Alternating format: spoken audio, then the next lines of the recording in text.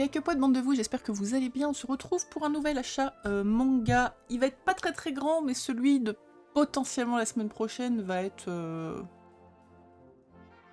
Je n'ai pas les mots. Voilà, j'ai fait une bêtise. J'ai fait une petite bêtise. Je vous montrerai ça la semaine prochaine, mais ouais, il risque d'y avoir quelques tomes à présenter. Bref, on en reparlera.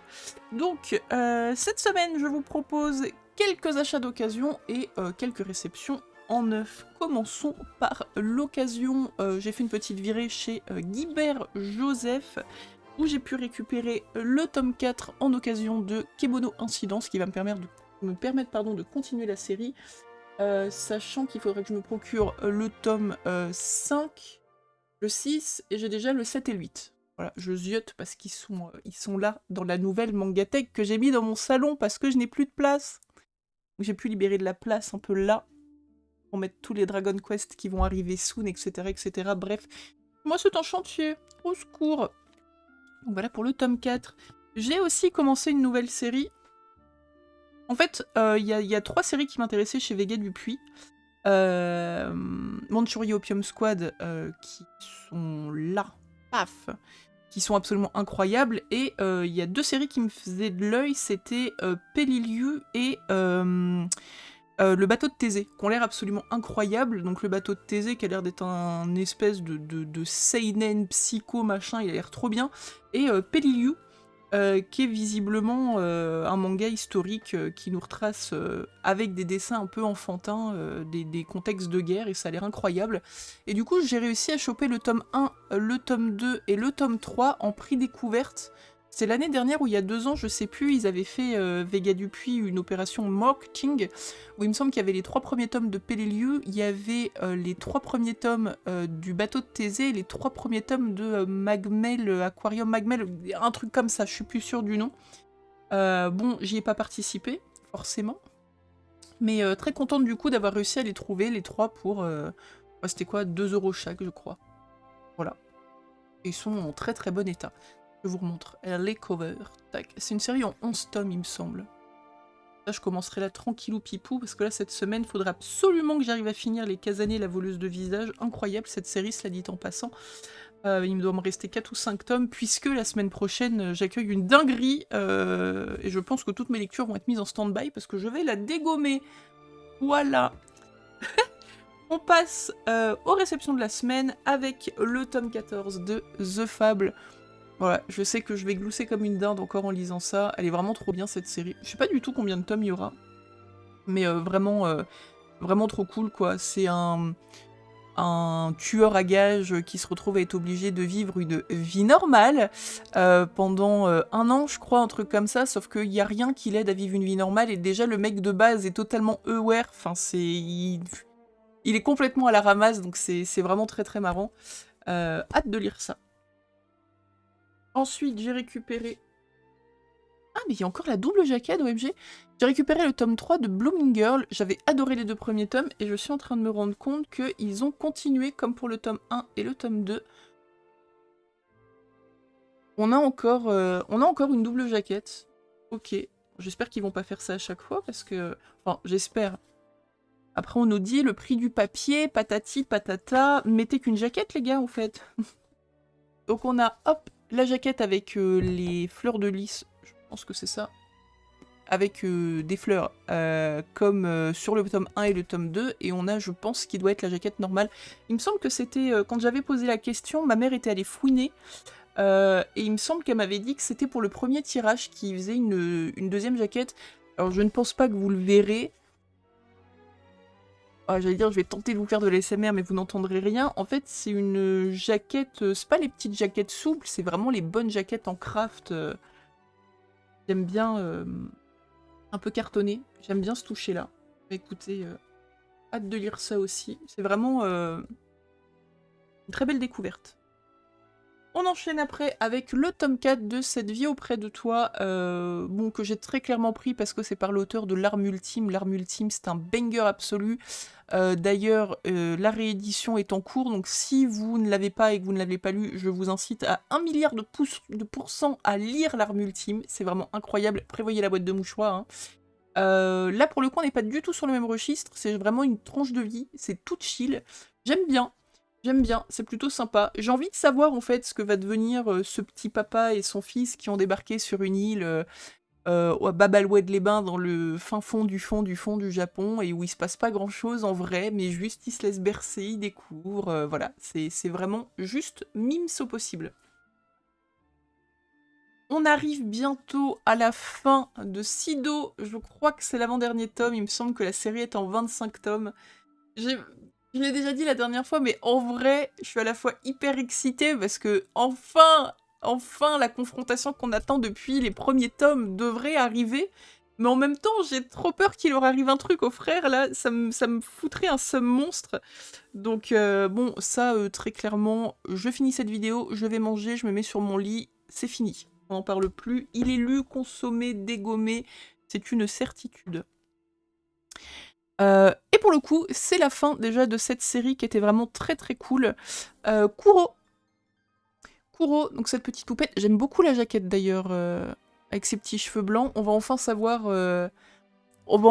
ce qui se passe en fait. Qu'est-ce que c'est que ce chat bizarre? Est-ce il va la bouffer? Il va lui pomper son âme? Est-ce que le château, enfin le manoir dans lequel vit va renouer entre guillemets avec le reste de la population du village? Est-ce qu'elle va finir sa vie toute seule, la pauvre poupette, parce que tout le monde aura toujours trop peur d'elle et de son chat trop creepy? Mais voilà, vraiment incroyable, très très sympa cette série, et du coup je pense que j'enchaînerai soon, je sais pas quand, mais soon, avec... mince, comment il s'appelle? Shadow House, voilà, puisque j'ai le début de la série qu'il faut que je commence. J'ai commencé par Kuro, j'ai trouvé ça très sympa. J'ai trouvé ça très sympa, donc j'avais trouvé sur Gilbert Joseph aussi les premiers tomes de Shadow House et je les ai pris. Et donc, petite piqûre de rappel. Oh, OMG, d'accord. J'allais dire petite piqûre de rappel parce que la particularité de Kuro, c'est que vous avez, en tout cas dans le tome 1 et le tome 2, la moitié du tome en couleur. Paf. Et la deuxième moitié du tome en noir et blanc. Paf. Sauf que là, pour le troisième tome, en fait, on voit bien la délimitation là.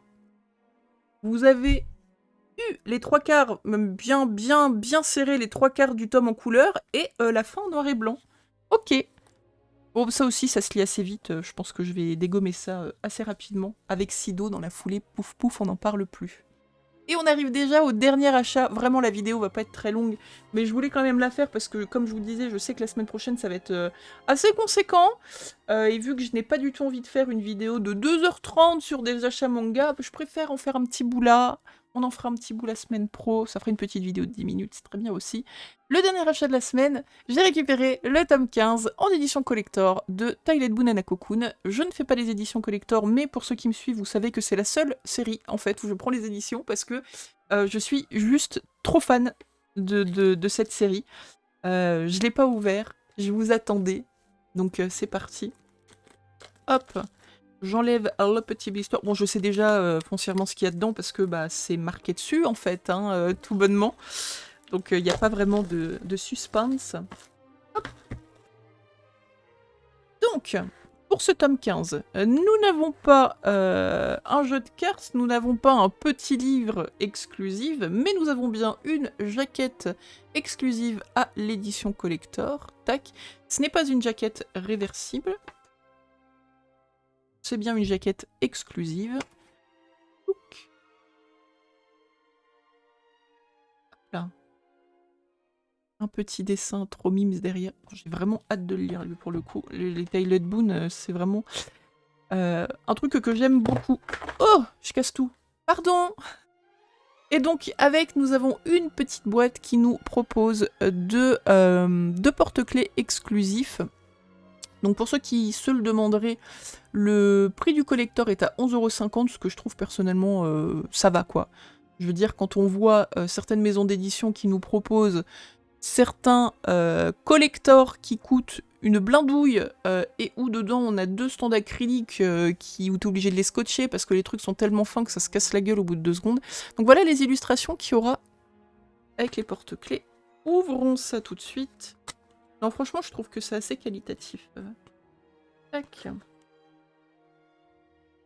Hop, ils sont bien protégés. Attention les ciseaux. Essayez de pas tout casser.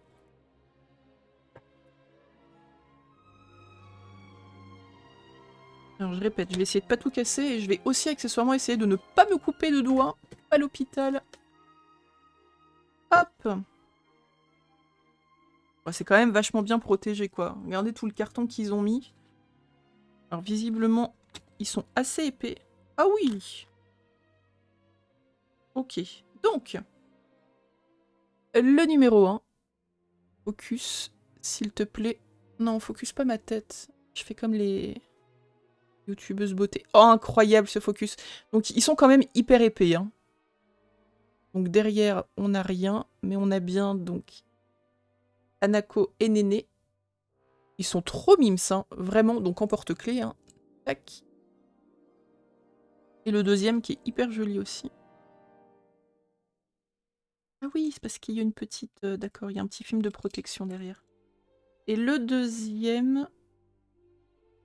Bah, c'est avec celui que je me rappelle jamais son nom, là. Attendez, pouce. Hanako, Néné. Eh ben, ils vont pas dire son nom à l'autre. Oh, je suis tellement une fausse fan. En fait, j'aime beaucoup les graphismes de la série, c'est tout. Enfin, puis l'histoire aussi, mais... Et là, donc, on a la troisième roue du carrosse. Hein. Voilà. Donc, celui qui essaye de chasser Hanako, et puis son pote...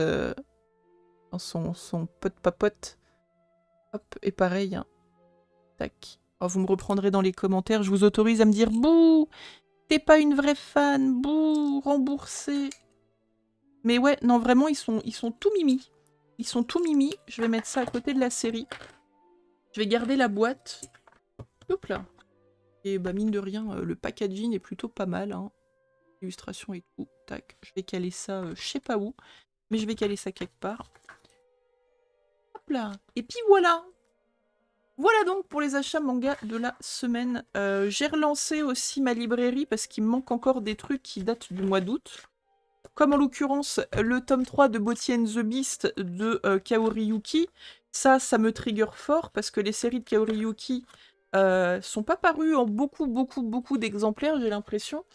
Et du coup, j'ai un peu peur qu'on me dise à un moment, bah il y en a plus, MDR. Donc je vais voir s'il me le récupère pas. S'il me le récupère pas la semaine prochaine, je vais commander ça par des petits chemins de traverse parce que là, il faut quoi. Il faut. I want my Tom to Kaori Yuki. Donc voilà pour l'achat manga de cette semaine. Je vous fais de gros bisous.